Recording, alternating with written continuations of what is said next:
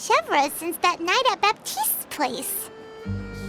Well, guess there's no point in worrying about it now. Let's go join up with the others.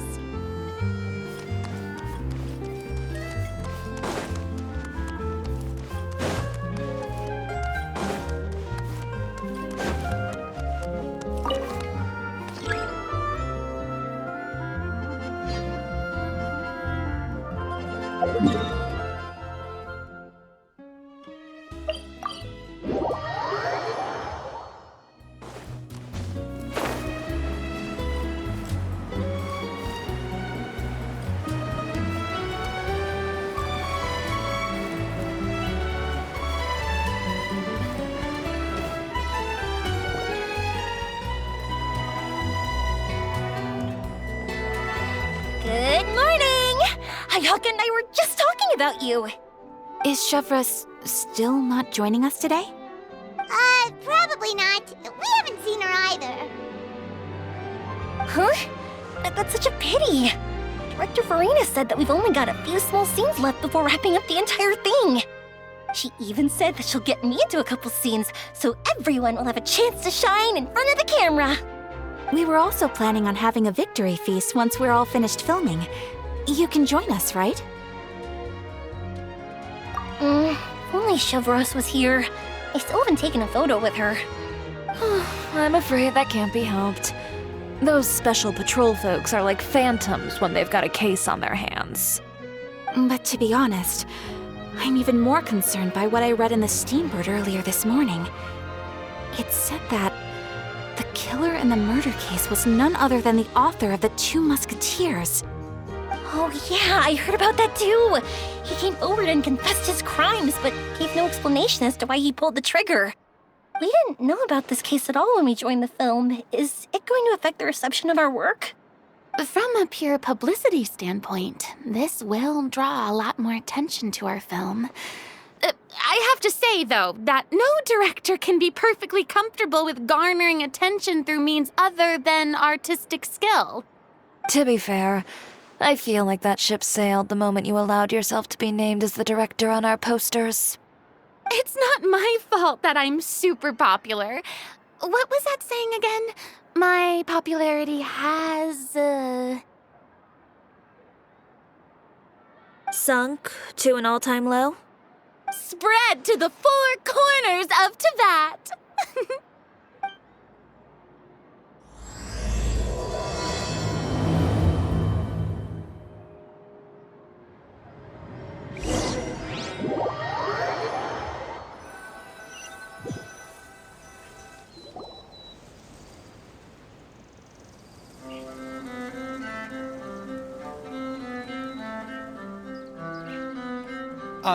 Excuse me, everyone.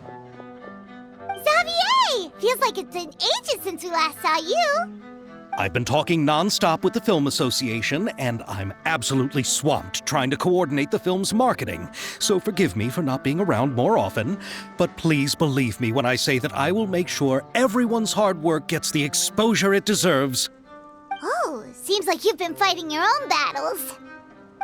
Yes, that's one way to put it. Oh, and before we begin the final round of filming, please allow me to finally introduce you to the original investor of our film, Mr. Morris. A pleasure to meet you all. Yes, glad to make your acquaintance, Mr. Morris. We've heard about the issues you've encountered with your financial situation, and genuinely hope that things have taken a turn for the better. Oh, well, the situation has, indeed improved somewhat. Don't worry, Mr. Morris. Accidents and last-minute challenges happen all the time. There's no need to blame yourself over it. The good news is that we're almost done filming now, and I would even say that this is the best story I've ever seen. Is that so? I see, that's great news. All right, now that we've gotten all the pleasantries out of the way, let's get this show on the road. We'll mostly be filming typical people and scenery from the streets today to improve the sense of environmental ambiance in some parts of the film. Oh, and there'll be a cameo for Mr. Kamisato and Miss Yoimiya as well. They'll be used to show outsider perspectives on the fates of the two musketeers. That's right. Ayato should be here any minute. Excellent! Then let's start with the scenery shots.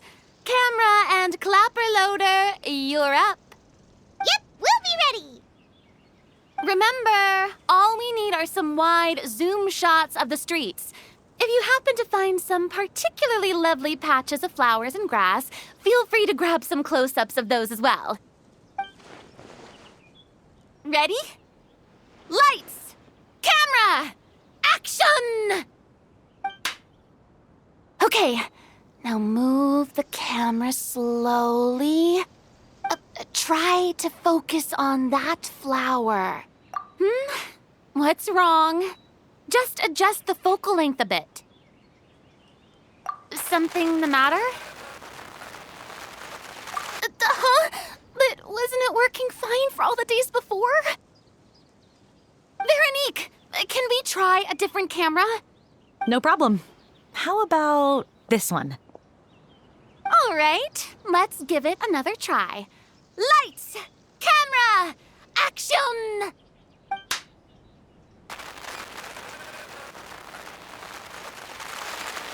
Don't tell me. This one is broken too? Veronique, do we have any other spare ones we can use? I'm afraid we only brought these two today. What? Then go find a workshop to get them repaired right away. Oh, and you too, Bono.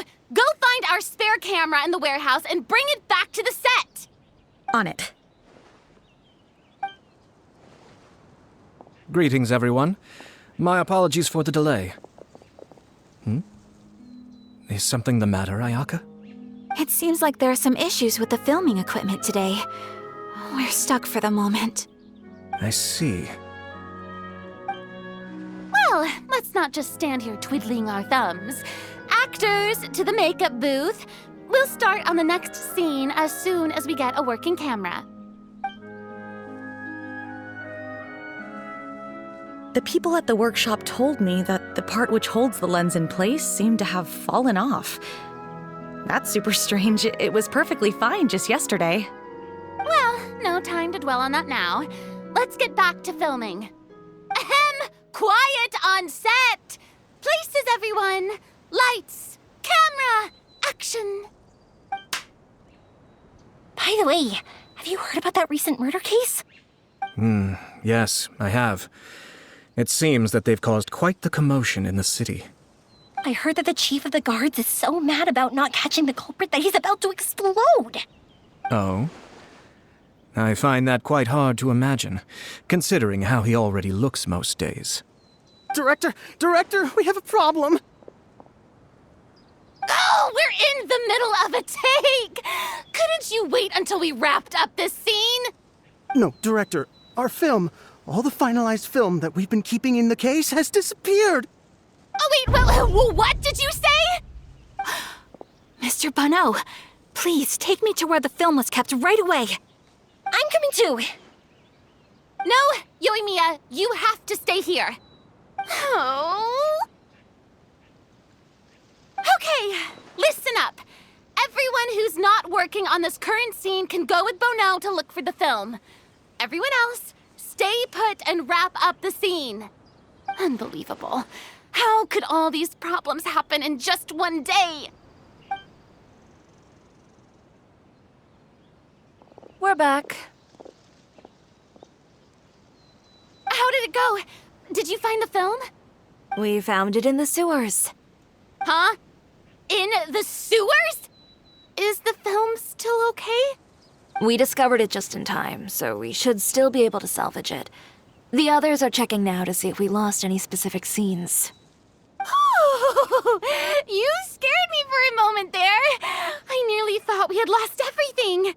I really don't want to experience that feeling of despair again. Okay, but who could have stolen the film and dumped it there? Could it be, some competitors working on other films? But if they wanted to harass us, why wait until the last day? Okay, we don't have time to really look into it right now. Let's strike while the iron is still hot and wrap this thing up once and for all. Yeah, let's finish it.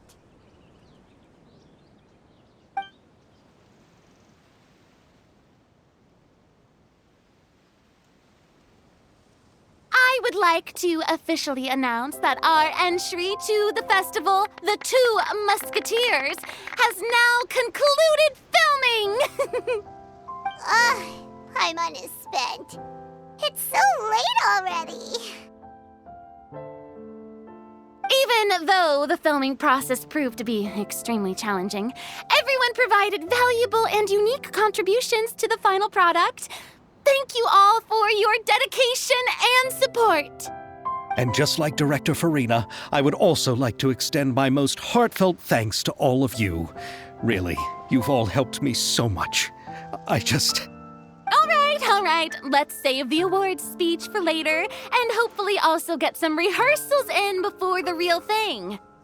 Anyway, now it's time to party! Let's all make our way to the beach and have a celebration feast so loud and fun that even the blubber beast will want in. Party, party! Paimon wants to party!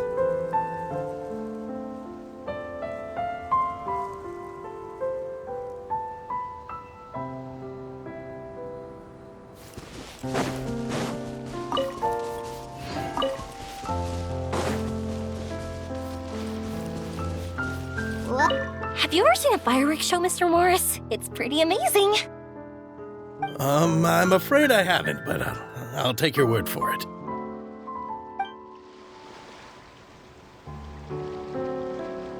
Let's go chat with someone.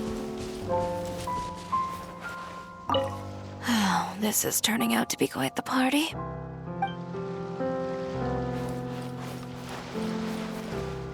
I was thinking, if this film turns out to be a success, could I ask the two of you to stay and be a part of my crew?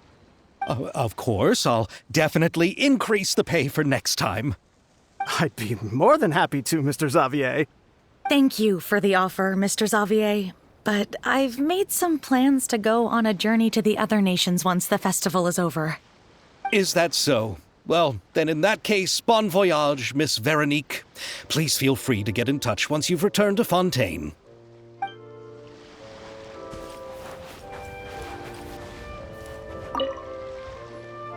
Farina! Oh, my darling clapper loader and camera operator. You've both worked really hard.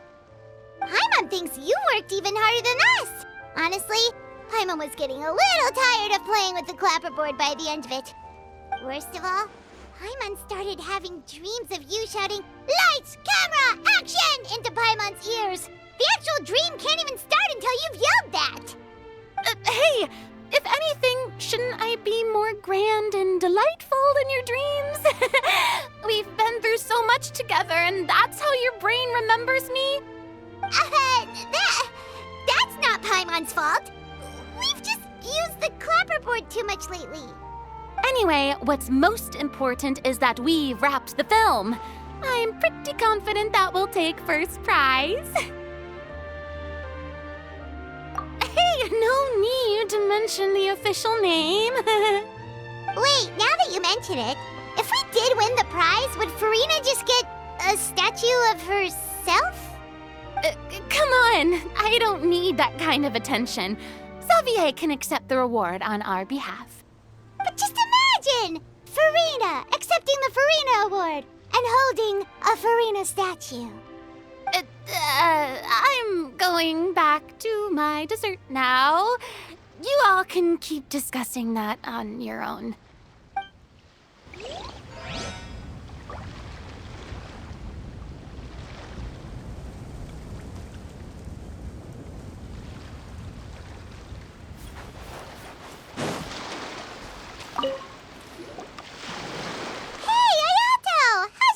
Going? Everything went rather smoothly. Thank you for your concern. Ayato told me that we've already confirmed the dates for some Inazuma Fontaine cultural exchange events. So the next time we visit, we'll be doing so in our capacities as the representatives of the Yashiro Commission. Oh, that's great! Then maybe Paimon will be able to find Fontaine detective novels in Inazuma from now on!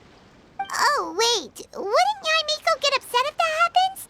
That would be stealing some of her business.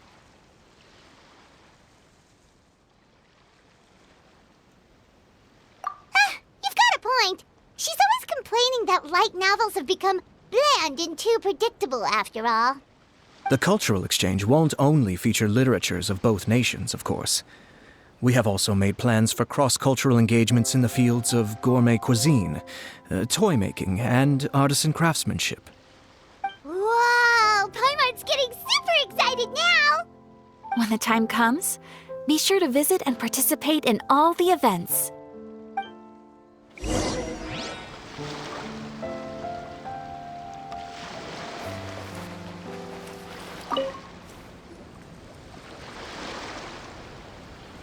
Chiori!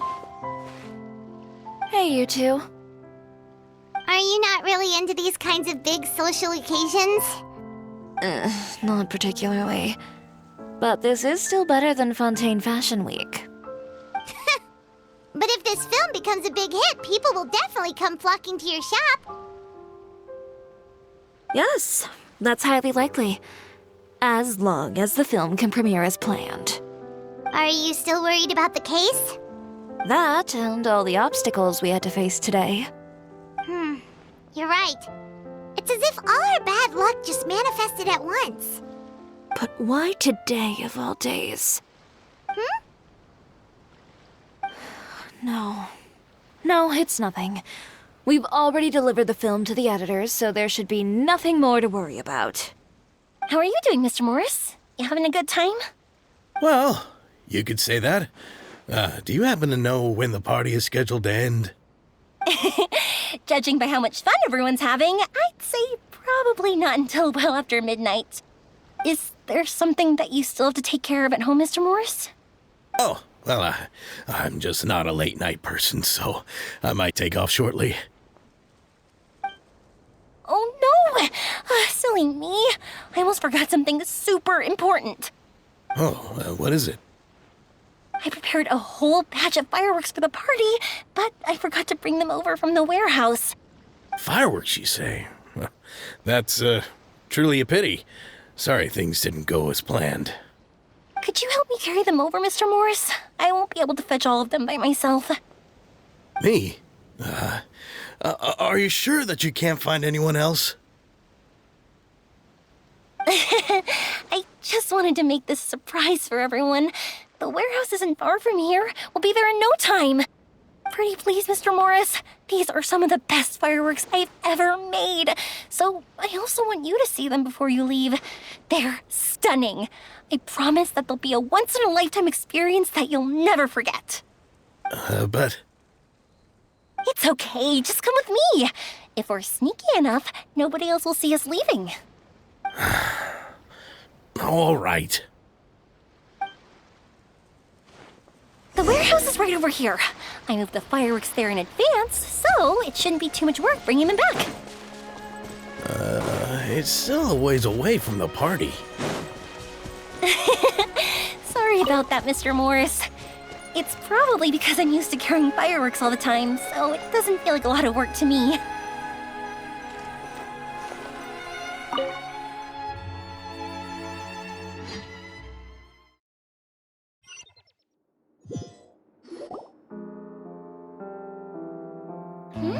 It's dark in here.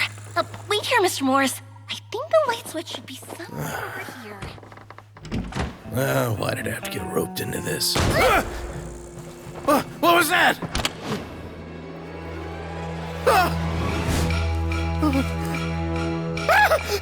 Who's there? Get me out! Get me out of here! Did you really think you'd get away, Morris?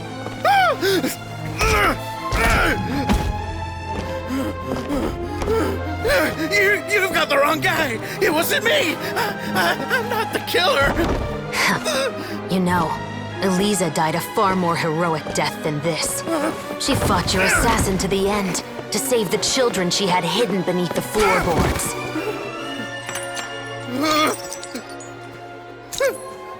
That is Eliza's pendant. The one with a photo of you two inside. The one you gave her. Ring any bells? It's a fake! It has to be! There's no way! No way your assassin didn't destroy it, you mean?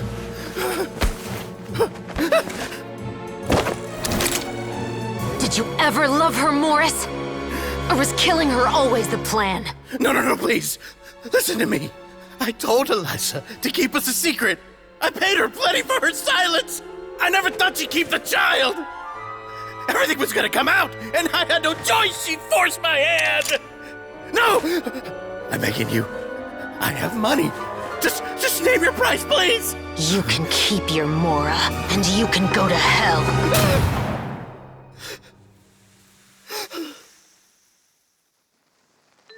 I'm Captain Shovraz of the Special Patrol. Morris, you're under arrest for Eliza's murder.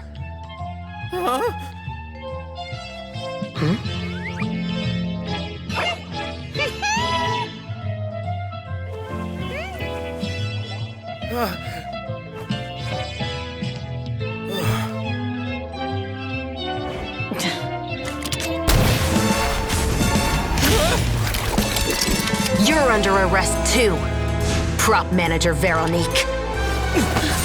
Or perhaps I should call you the Second Musketeer.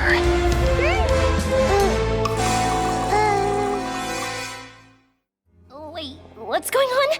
This wasn't in the script. Drop the gun, Veronique. Why? Why would you keep me from exacting revenge on this heartless monster? Drop your weapon. This is my final warning.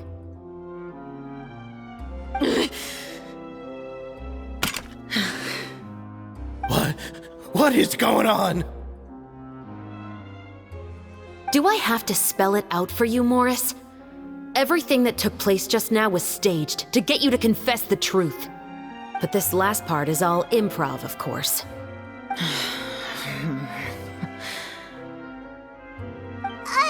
Shivras, you told us you wanted us to help you stage a play. You never said anything about the Second Musketeer. It's because even I had no way to confirm my theory until now. Thank you for your performance, Yoimiya. Could I trouble you to go and bring in the other Special Patrol members? They should be on standby just outside. Oh, and please tell the other cast members not to worry about us. We'll be rejoining them shortly. On it!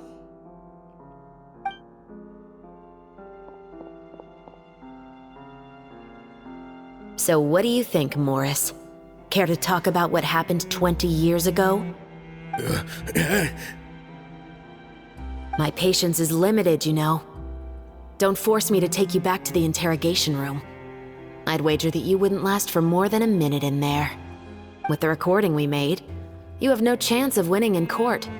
Cooperating with us now is the most practical move. All right. I'll talk. I hired an assassin to murder Eliza.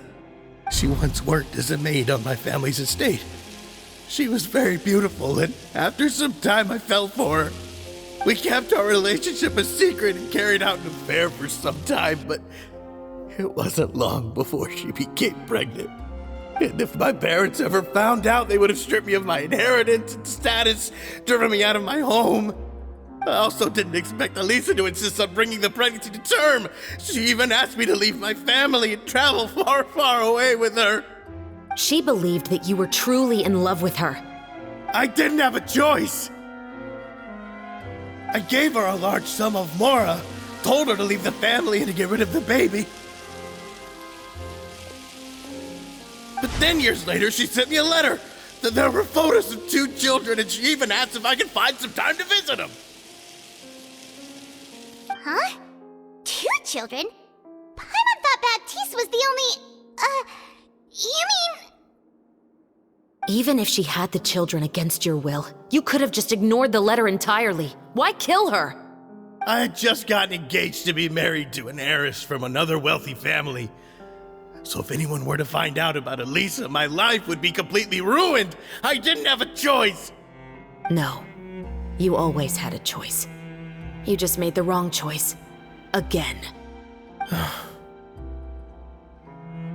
Do you know how it feels to watch your mother be killed right in front of you? My brother and I were hardly even school age yet. We were hidden beneath the floorboards, grasping each other's hands like a lifeline. We were so terrified that we didn't even know we could ever take a breath. All we could do was to watch Mother try to fight back, and then collapse to the floor. Even after the assassin left, we were still too terrified to leave our hiding spot. We thought that he might come back. It was only until the next evening when we finally climbed out and gathered around our mother. But she had already become cold and stiff to the touch. You made up your mind right then and there to bring this case to light. Not only that, we resolved to get our revenge. And that's why you became the Musketeers. No, that's why I became a musketeer. The man from before was also killed by me. My brother had nothing to do with it. I figured as much. You did? I once told these two that he didn't look like a killer to me. His confession from that night also rubbed me the wrong way. I think what really tipped me off was, how could I not feel a sense of regret in him? Huh? He confessed faster than any criminal I've ever met, but he didn't say a single word about you. He insisted that he was the sole perpetrator in the case. But after the questioning ended, I disassembled the musket we dug up from his backyard, put it in front of him, and told him to reassemble it. Wanna guess how far he got? He had no idea where to even start. He's never touched a gun in his life. Based on that, I determined that he was not acting alone. He only surrendered himself to draw our attention and create a moment of opportunity for his partner. So, I decided to play along. And as expected, the second musketeer followed us without hesitation once she saw Morris get separated from the rest of the cast. Besides, why else would he call the novel The Two Musketeers? But how did you know it was Veronique? I figured it out the moment Baptiste told me his father's name. That so-called financial crisis was all just a ruse. He just wanted to sign up as the investor and then leave the film without any source of funding. After all, he has a vested interest in minimizing the reach of this story. It's really just the same thing as what he did to Elisa all those years ago. Human scum. But then Xavier pulled out all the stops and got the film made against all odds. Morris couldn't have that. With the killer in custody, he figured it was safe to act. And so he came to visit the set today, just as I expected. Wait, so you were behind all those mishaps today?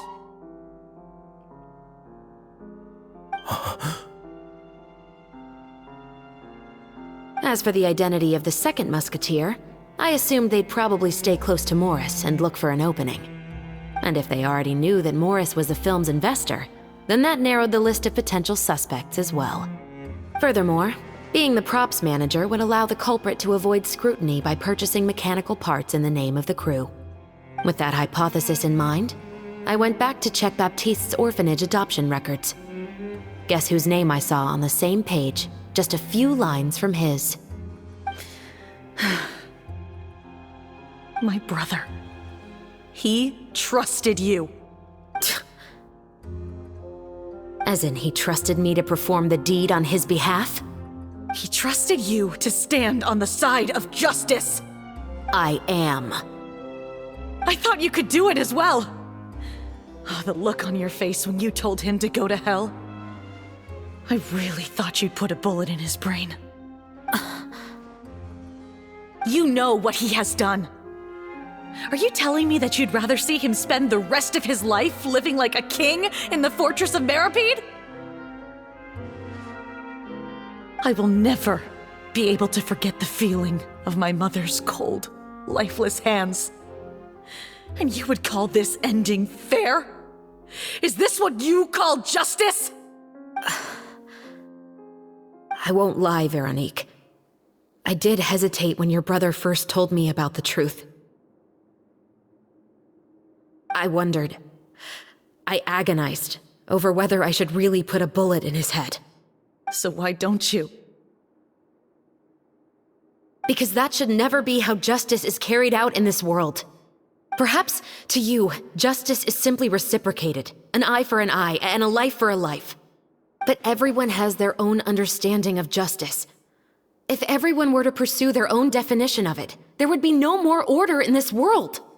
Today, you'll kill Morris, and tomorrow, his children may come for you.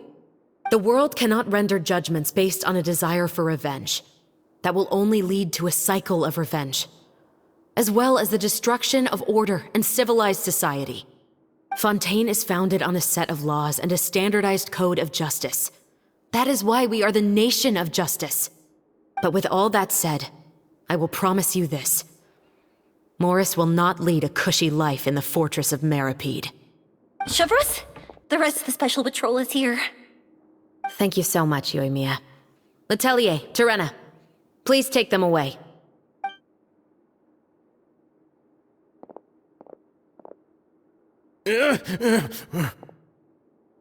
I still can't agree with your reasoning. I know. Justice has not been delivered. At least, not today.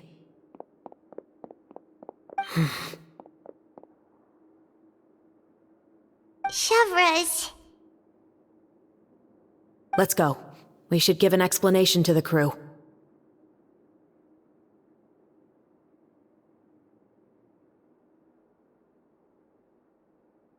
Thank you for your concern. I'm fine. I'm just thinking about the things in life that have driven people to take justice into their own hands.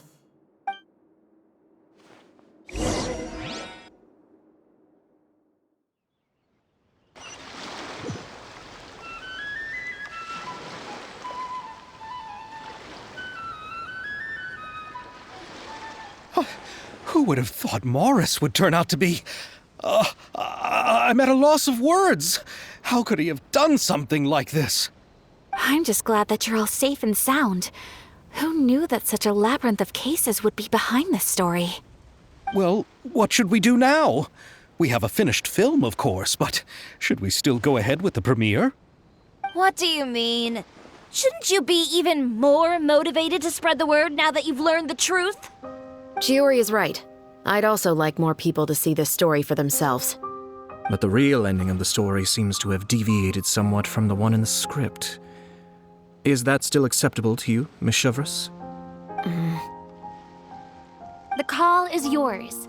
We still have time to reshoot an ending if that's what you'd like. No, it's fine as is. I like what we have for the catharsis. Romanticism is what gives works of art their appeal. Fiction is able to explore means of restitution that could never work in real life. Just like the real world, the world of stories also has its own set of rules and justice. These different possibilities are what initially drew me to reading in the first place. Sounds good to me. I support your decision. What about Veronique? Will she be okay? She will soon face her judgment alongside her brother and Morris. If I had to guess, they'll probably all be sent to the fortress of Meripede. I'll make sure to give Risley a heads up about it. Oh, you mean that kind of heads up? Exactly. Ahem. All right, then the matter's settled. Now that everything's been taken care of, there's no reason for us to keep looking all gloomy and grumpy. Let's get back to the feast and enjoy each other's company. We'll be starting the post-production process tomorrow. You should join us, Chevreuse. You missed the first few hours of the party, didn't you? All right. Count me in. Then I'll wait for you over there. There's still some good news that I'd like to share with Chevreuse. Traveler, Paimon, could you wait for me by the sea after the party ends? I'd like to go on a brief walk with the two of you.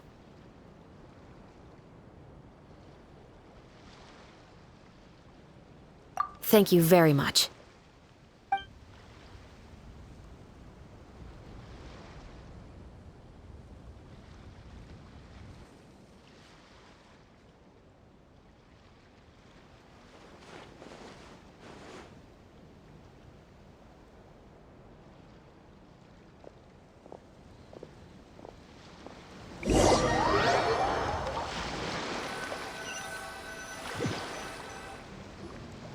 Sorry for the wait.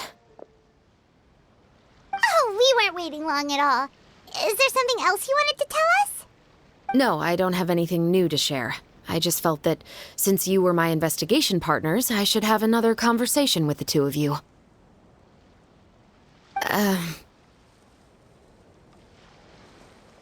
Traveler, how would you have responded to Baptiste's request if you were in my shoes? Is that so? Well, thanks for sharing. When I was young, my father often took me here to swim. We'd come rain or shine, even when it was freezing cold. He told me that swimming was the best activity to train one's strength of will. You could never give up before reaching the shore, especially when the water was cold. Oh? Why's that? Because the moment you give up would be the moment you die. At that point, I still hadn't received my vision. One winter, the chilly wind felt almost like knives on my skin, and the seawater was so frigid that it numbed my toes the moment I stepped in. I cried and begged my father to spare me from having to swim across, but he wouldn't listen. He used to be a member of the Special Patrol as well. You could say it was his way of educating his children. That sounds awful. When he saw that I wouldn't stop crying, he just picked me up and tossed me into the icy water. The bone-chilling cold took away my senses. I couldn't feel anything but fear and rage. I waited for my father to save me, but one look and I knew he'd already started swimming for the opposite shore. I realized that if I were to give up, I really would die right then and there. I used all of my strength to try and catch up to my father.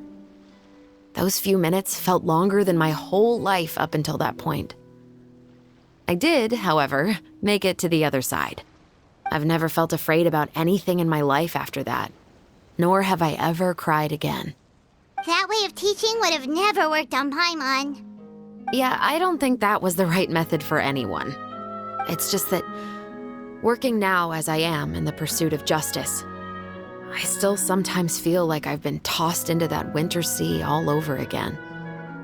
The anger and the helplessness. Shivers.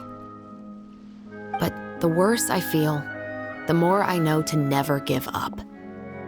The alternative would be to forever lose myself among the waves. Anyway, how about a race?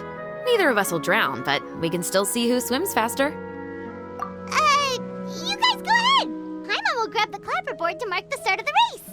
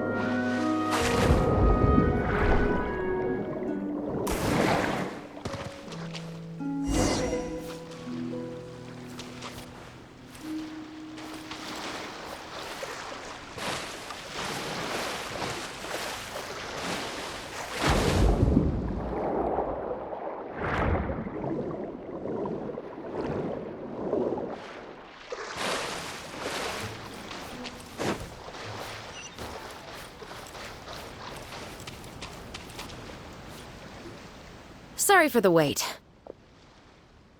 Oh, we weren't waiting long at all. No, I don't have anything new to share. I just felt that since you were my, traveler, how would you have responded to Baptiste's request if you were...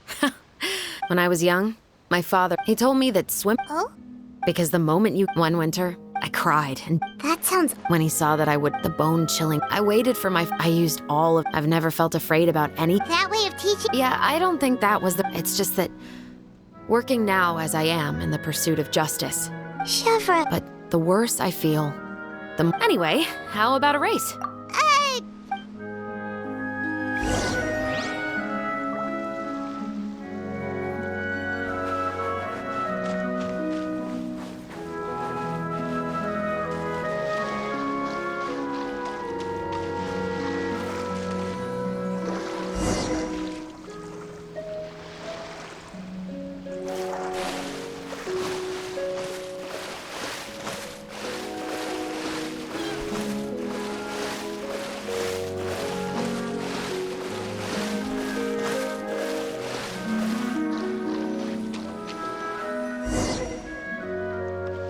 Oh, that felt good.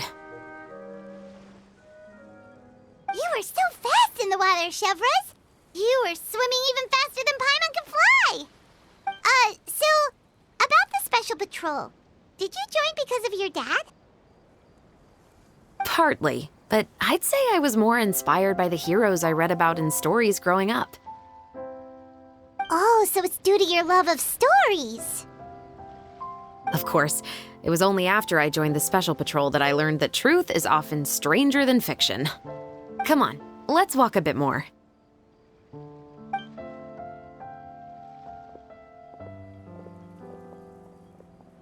To be honest, I do sometimes question whether the decisions I make are the right ones. But I know that no matter what, I must keep swimming. Because the only thing I've got my eyes on is the shore in the distance.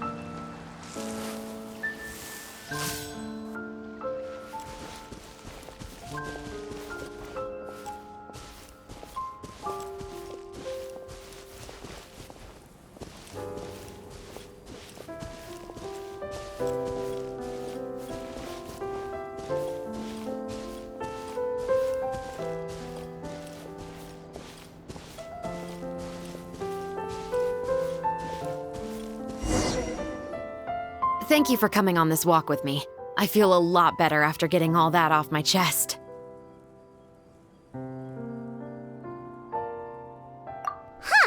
We're nearly back at Baptiste's house. Huh, you're right. I didn't realize we were so close. He really did plant a lot of flowers. It's just like how he described it in the story.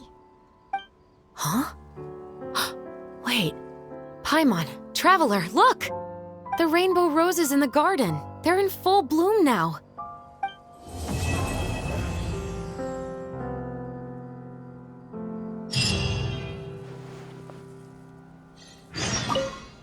Even though it's a bit late, I must thank you for investigating this case with me. Not on behalf of the Special Patrol this time.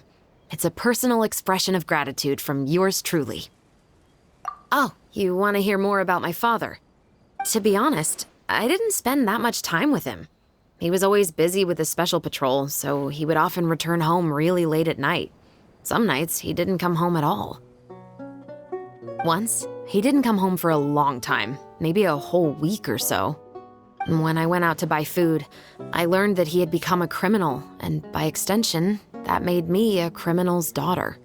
But we can talk about that another day. I actually have a lot of sympathy for Veronique and Baptiste. I can understand the hatred they feel for their father. But that doesn't mean I'll allow them to walk the path of evil, even if it might lead to another sense of justice.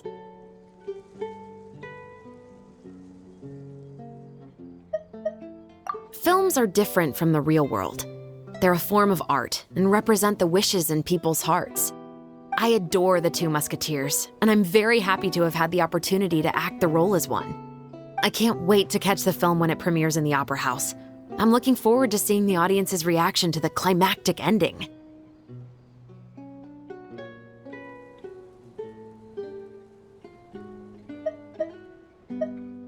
Thank you for looking out for me. I'll see you at the award ceremony. I'd be very surprised if we don't win.